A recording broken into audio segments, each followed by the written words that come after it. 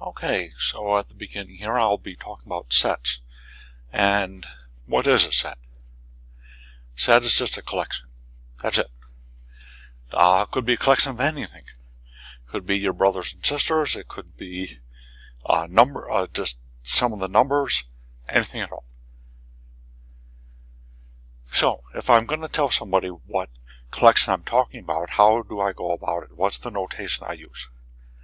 So there's two different ways. One of them is you just list everything out. That could be listing notation. That could be roster notation. Now on the left here, I have the list. I'll talk to you about the right in a little bit. So you could list everything. The ... just means follow the same pattern.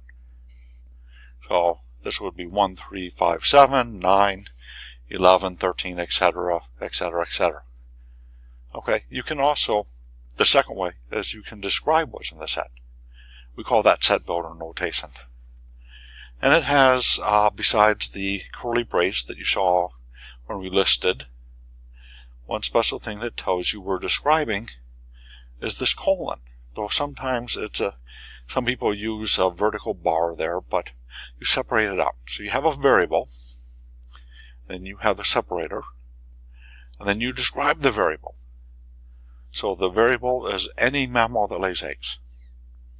Okay, now to the right column. Sometimes you want to start in one notation, you want to switch to the other.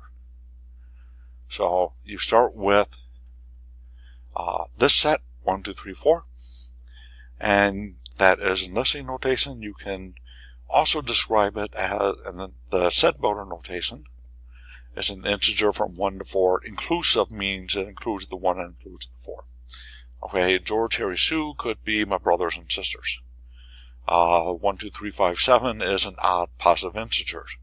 Or, if you start with the set builder notation, you could switch over to the listing notation or the roster notation.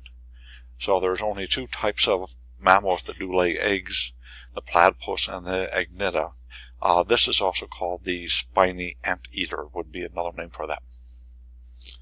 Okay, now, well, sometimes talking about whether a set is well defined, describe in such a way that's clear what's in the set. Okay, so, what George? What, George who? Harry who? Sue who? We don't know. Saying it's my brother and sister or the brother and sister of your teacher is more clear as to what three people you're talking about. So try to, if you're going to describe something, try to make a description that's clear. Don't go overboard about it. We aren't lawyers or anything that we have to be explicitly clear, but try to be aware of things that might be unclear. Okay, so one thing about sets, they have things in them. We call those things elements. And we have a special symbol, or two special symbols. One, in the first line, it does talk about an element. So, X is such that X is a mammal, is a pretty large set. And if I were a biologist and I knew all the different kinds of mammals, dog would be one of those. So dog is an element of this set, meaning that one of the things in the set is dog. Now you also got cats and rats and bats and all other kinds of things, but it does have dog. However, if my set was X is a mammal that lays eggs, dog does not belong to this set. Dogs have live births. They don't have eggs. So you just put a slash through that sign. Just the same thing as not equal to. Is if you talk about 5 is not equal to 7, you have the equal sign with a slash through it. Okay, moving on. So there's two special kinds of sets. One of them is the empty set, also called the null set. It's the set with nothing in it. So if we were to try to list all the humans living on Mars in 2018, that would be an empty set. There is no humans living on Mars, or there were no humans living on Mars. empty set could be described many different ways, but yeah, that's one way.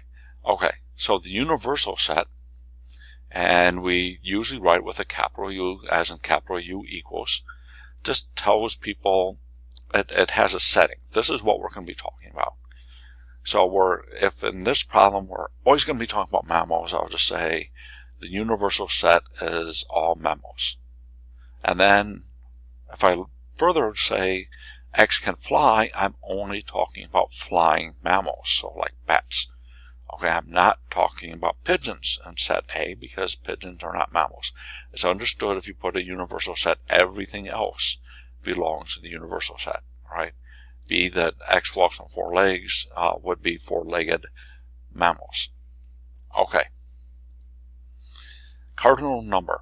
So this, you can have a finite set. It says you can count how many in it. You can add an infinite set. You can't count it. Like I can't count how many integers there are.